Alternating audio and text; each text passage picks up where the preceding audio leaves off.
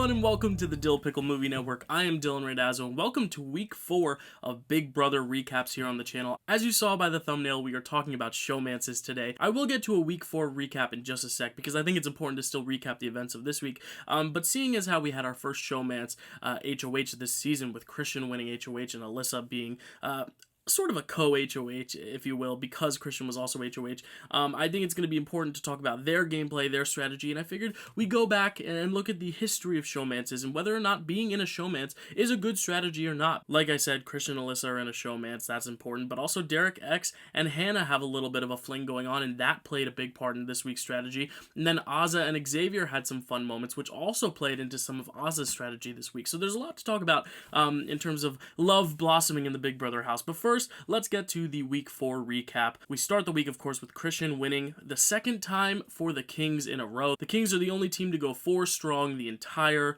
way up to this 5th week. It's really impressive to see what the Kings have done, winning back-to-back HOHs with Xavier and Christian. The safety comp is won by Claire. She has the decision to take safety till jury or give her team safety. Since the royal flush is a thing, I don't think Tiffany or Kylan needed safety this week, so I think absolutely the right move was for Claire to take safety till jury, which she does. I think it's definitely the smart move, especially because jury's only 2 weeks away anyway, so it's really not this huge, target thing. It's not like Jeff winning the coup d'etat in Big Brother 11. It's not one big, huge thing that's going to paint a target on your back. It's safety for 2 weeks, so I think you should take it. It's a great advantage, and I think Claire made the right move there. Here's where we start to see a little bit of the Christian and Alyssa dynamic, and I'll get into it a little bit later when I'm talking about Showmances in general, but it's very clear that Alyssa is the brains of this operation, and Christian is the brawn. Christian's winning the challenges, but Alyssa really is in his ear, kind of making the decisions. It's very clear that the Kings want to target Whitney and Hannah, but then they have to decide who the actual target is. Is it Hannah or is it Whitney? And this is very interesting because Xavier is the one who is fighting for Hannah to not be the target because she is in the cookout. Meanwhile, Alyssa is the one saying, well, Hannah's a huge threat to us, and Hannah might be the one we want to take out, so Whitney can be there the next week as a house target for the next week to make even next week much easier. And Sarah Beth joins this bandwagon, and we'll see that Sarah Beth really joins the bandwagon and takes off with this bandwagon. But Alyssa has some good points. I think she makes a really good argument for her game.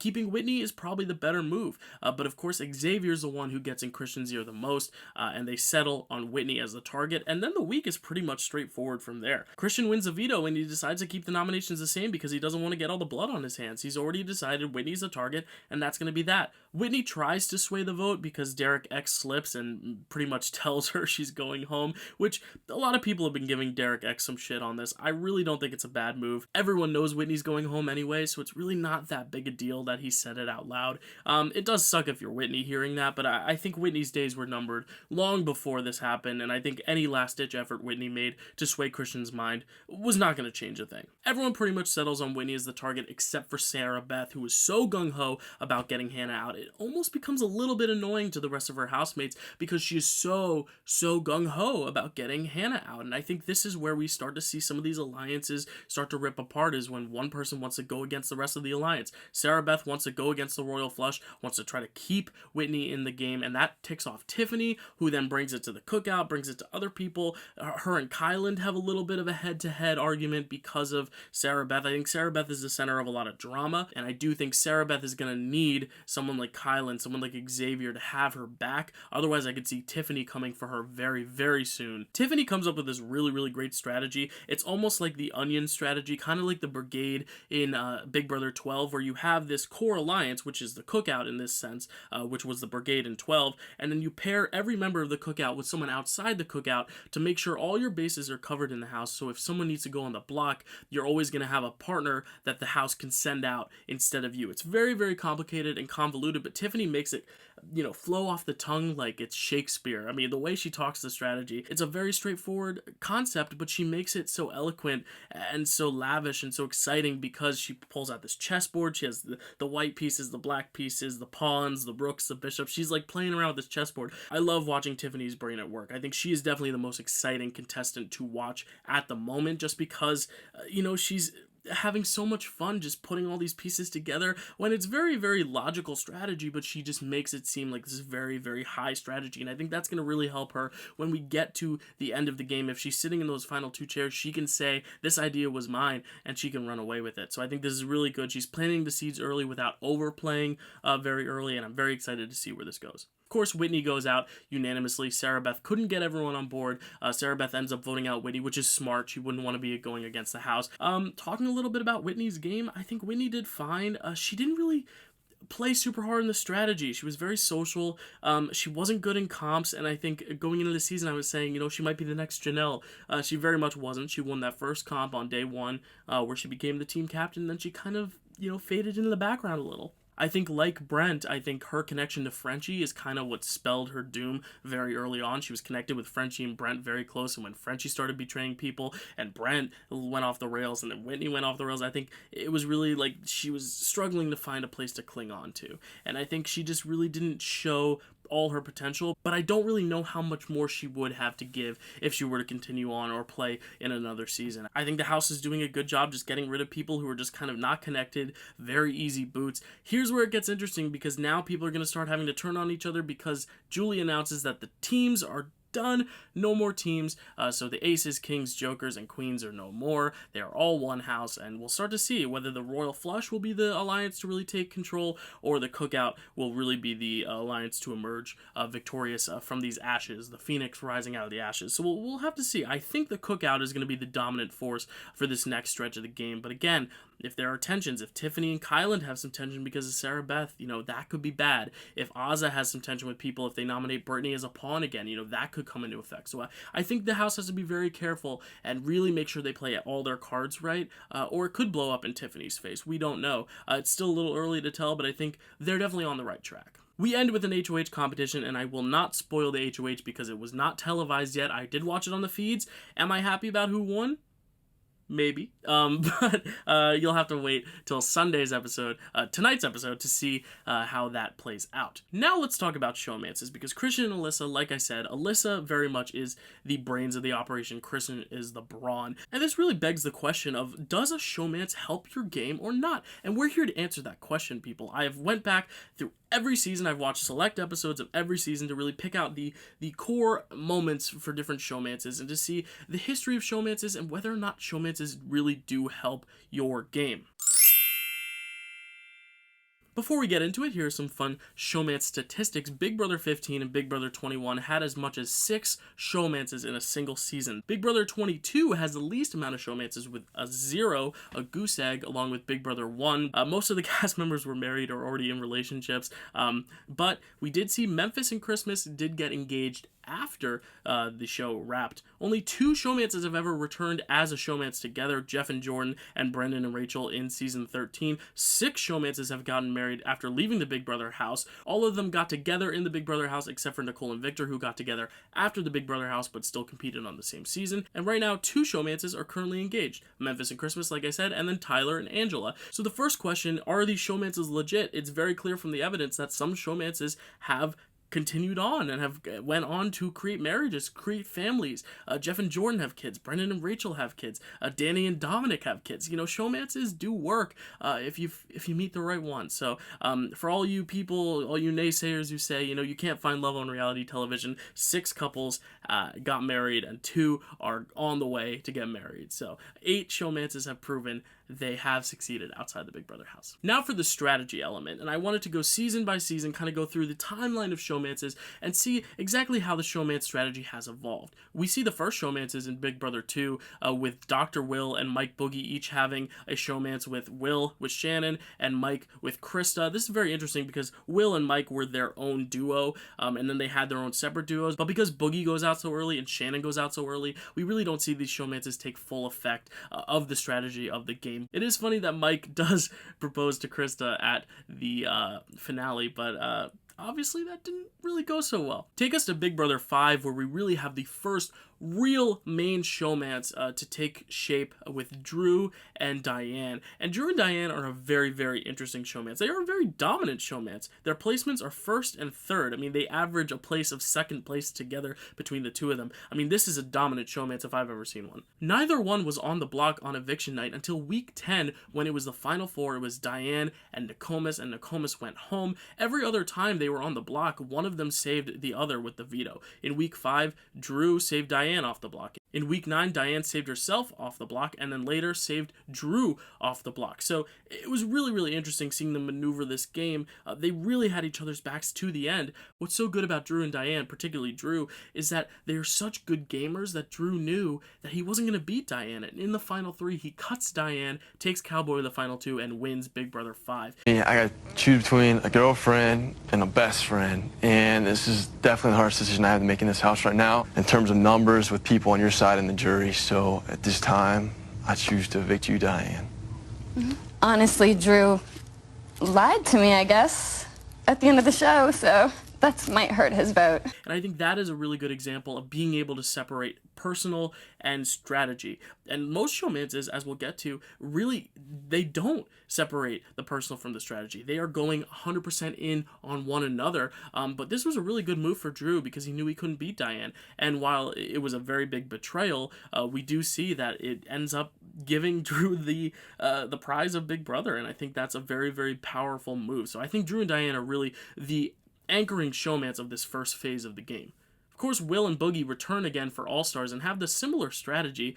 They call it Operation Double Date. Will finds a girl, Mike finds a girl, and their plan is to bring them to the Final Four and then cut them there. Will takes Janelle, Mike takes Erica, and we see the Final Four is Boogie, Dr. Will, Janelle, and Erica. So the plan really works. But the difference here is that the guys were not smart enough, and the girls ended up comparing notes and realizing that Chilltown needed to be split up, and Erica and Janelle come together. Janelle evicts Will in 4th place. Mike and Erica end up making the final 2 because Mike wins that final HOH, but I do think it is very exciting to see these two girls basically realize that they're kind of being used as pawns, being used solely for strategy, and they were able to flip the script on that. I'd say that Boogie and Erica are one of the most successful showmances of all time because they make 1st and 2nd place, but because Mike has denied that they were ever in a showmance, I guess we can't count them as the first ever final 2 showmance, which we wouldn't see then for years and years and years to come. Big Brother 8 had Eric and Jessica, a very sweet duo, but Eric was America's player. He wasn't really playing his own game, so it's hard to assess their showmance as a strategy, but they do make it very far. They make it to 5th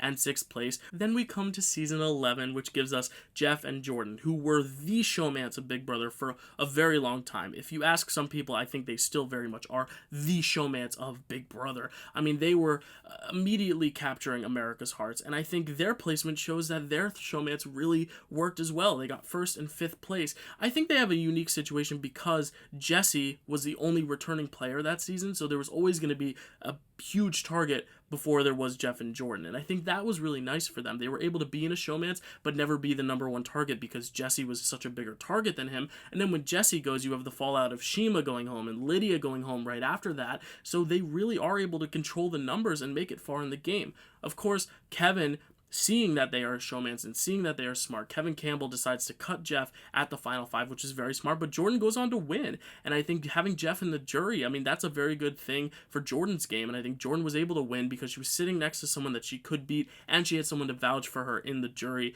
and I think this is really where we see the showmance at its peak. Season 12 has a few different showmances. I mean, obviously you have Hayden and Kristen. Hayden ends up winning the season, but Kristen goes out so early, so I don't really think the showmance is really key to Hayden's winning game. But Brendan and Rachel, we get the first taste of Brenchel on season 12, and Brendan and Rachel, they didn't place very well on this season. They got 6th and 9th place, but they did win so many competitions. Rachel won 2 HOHs, Brendan won 3 POVs and 1 HOH, so obviously a very strong showmance just on paper in terms of their strength. But again, they didn't have the best strategy because they weren't in the brigade. They weren't in the brigade's 2nd brigade of people that were safe.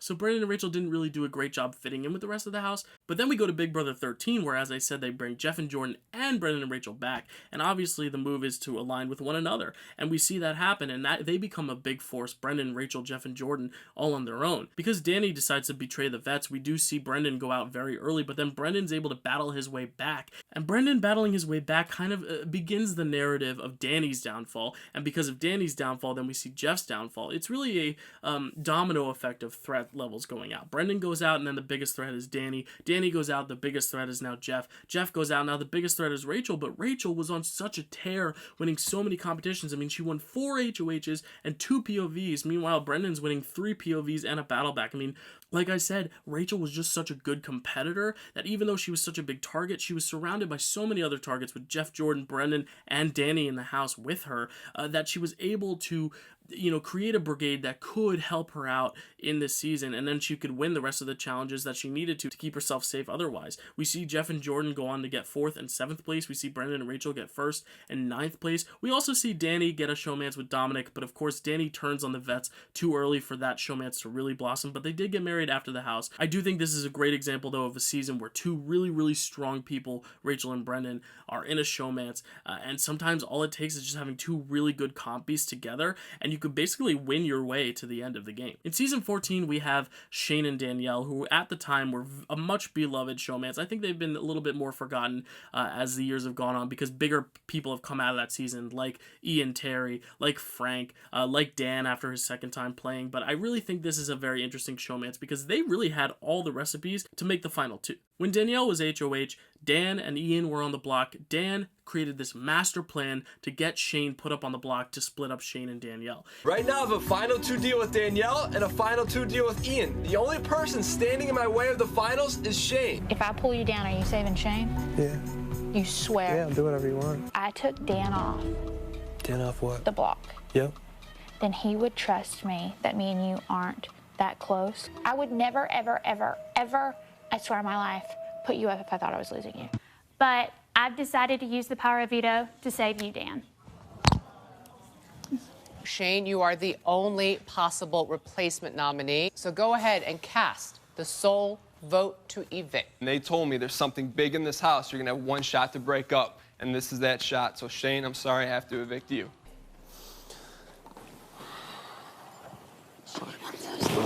If Danielle doesn't take the bait from Dan, if Dan Giesling is not as good of a player as he is, Ian goes home in 4th place, and then we have a final 3 with Shane, Danielle, and Dan, and there's a very good chance Shane wins that final HOH and takes Danielle with him, and then Shane wins almost unanimously. So I think this is a guaranteed win for Shane if Dan doesn't get in Danielle's head. So I think this is a very, very strong showmance.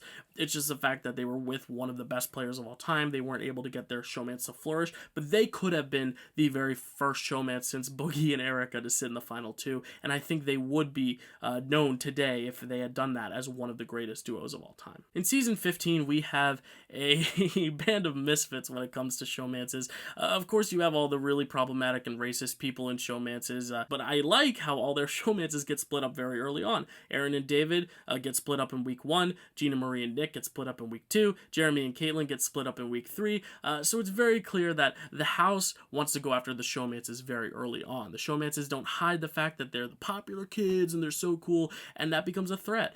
Meanwhile, McCrae and Amanda, who are kind of the offbeats, kind of the misfits, but are still in the showmance, aren't as much of a target because they keep it more on the DL. I also think McCrae winning the first HOH was super beneficial because he's able to get some allies off the bat who want to align with the first HOH. I think McCrae and Amanda are solid showmance, also because Amanda is so vocal and is such a target that McCrae was able to just kind of hide behind her. I think if McCrae had won a challenge or 2 at the end of the game, McCrae could be sitting in the final 2 and could have won the season. Season 16 didn't have the most successful showmance. The real showmance we saw was Hayden and Nicole, but of course they were on the outside of this big bomb squad alliance that eventually became the Hitmen's alliance. Frankie, Zach, Caleb, Derek, Cody, Nicole and Hayden were always on the outside looking in, so they never really got footing in the game. In 17, we see a showmance that we think is going to be a huge power player with Clay and Shelly, but halfway through the game, the house realizes that this is a huge showmance and they split them up. But rather than someone going home early, like Brendan, and then Rachel cruising all the way to the end by winning comps, we see Clay go out and then we see Shelly go out the very next week.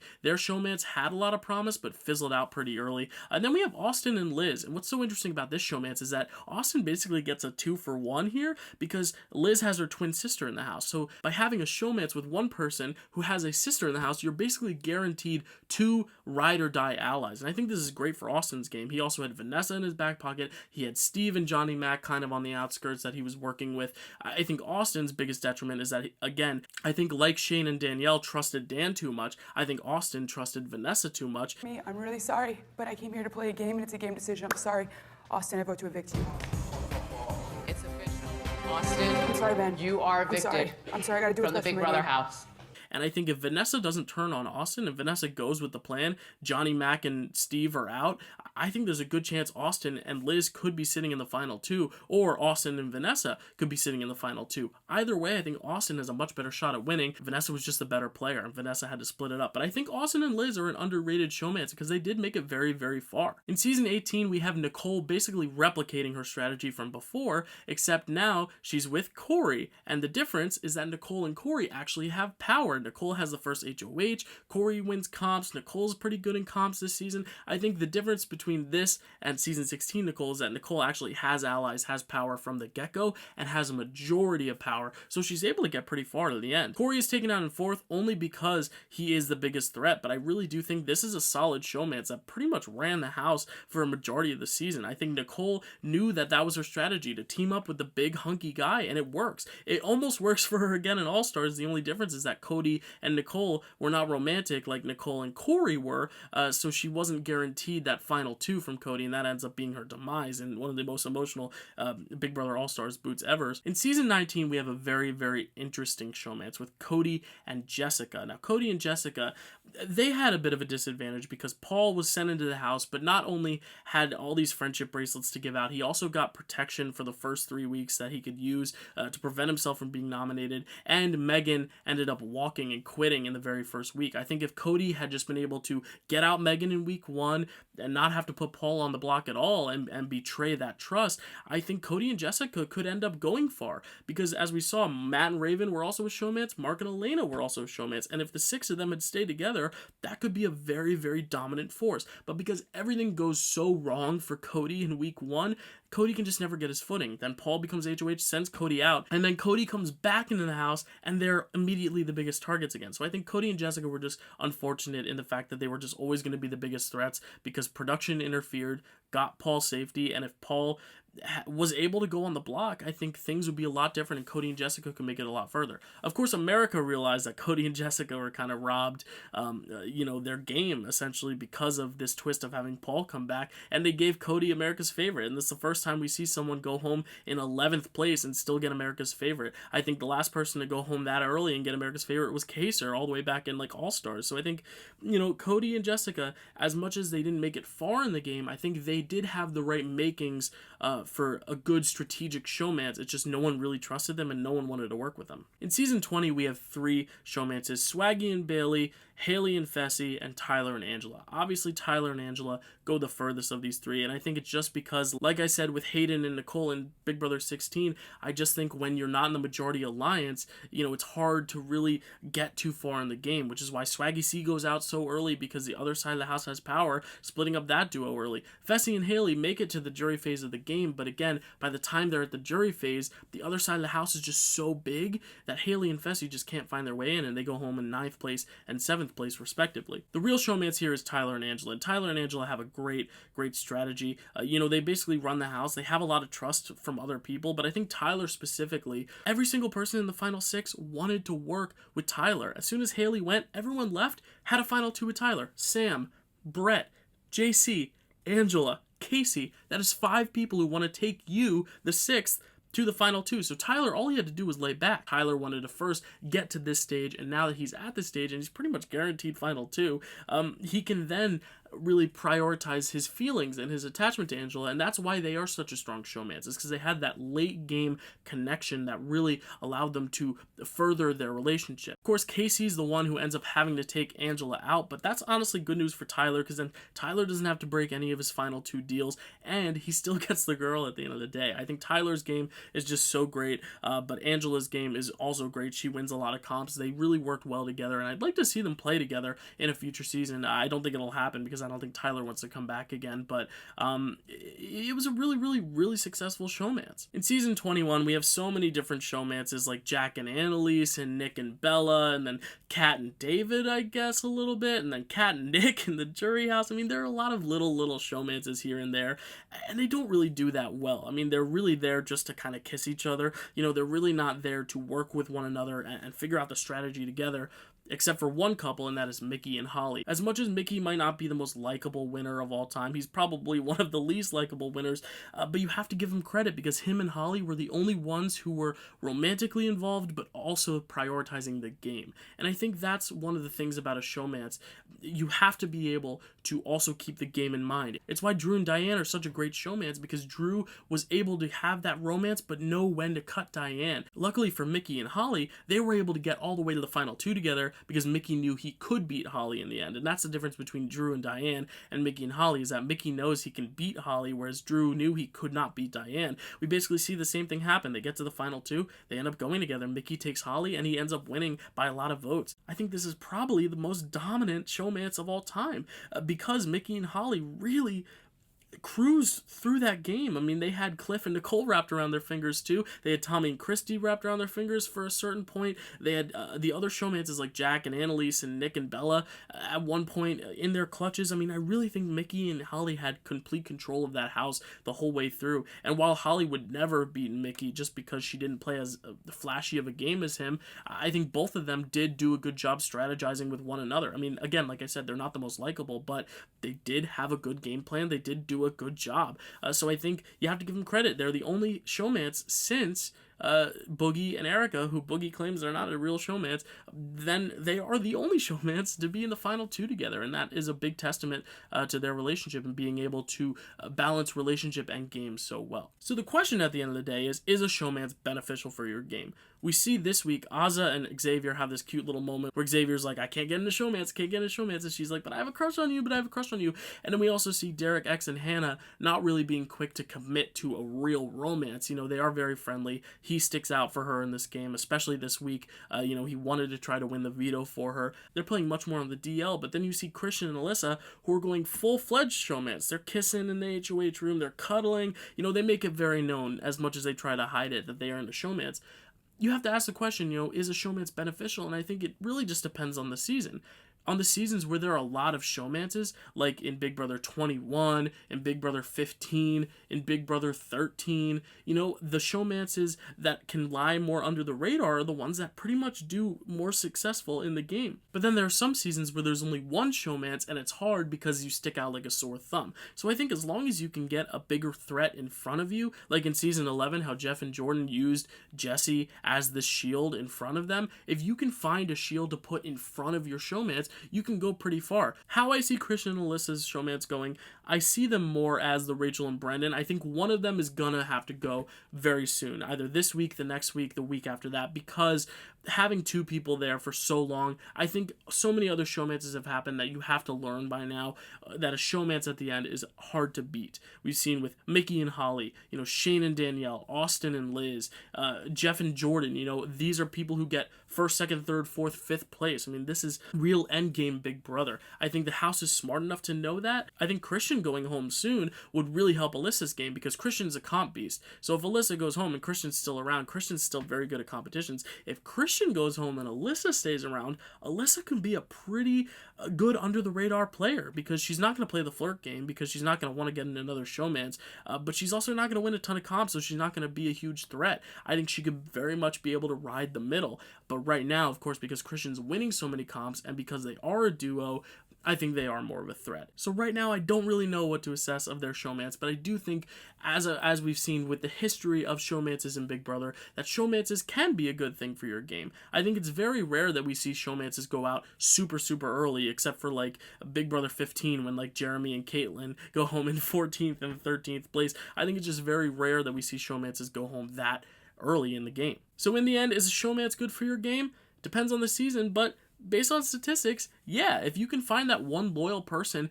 it's all depending on how you surround yourself, who you decide to align with to protect your showmance, and who you decide to leave on the outs as the person you're battling. That was a lot of history for you, but it was really nice to go down memory lane and see just how successful showmances were or weren't in the Big Brother house, and seeing exactly where we think Christian and Alyssa, maybe Derek, X, and Hannah, maybe Ozza and Xavier end up at the end of this. Will they go down as some of the best showmances of all time, or are they going to fizzle out like Matt and Raven, or Paulie and Zakiya, people that I didn't even bother bringing up because they're really not that important in the long-term history of Big Brother. Anyways, I hope you enjoyed this video. It was a lot of fun to record, a lot of time editing, but I did have a lot of fun talking about showmances. Thank you so much for watching. If you like this video, like, comment, subscribe. More Big Brother videos coming up down the line. I have a very exciting guest that I'm bringing on for the next week to recap the week of Big Brother, and to also talk about the midway point of the game. You know, we're getting to the jury phase to really assess all the players and see where they stand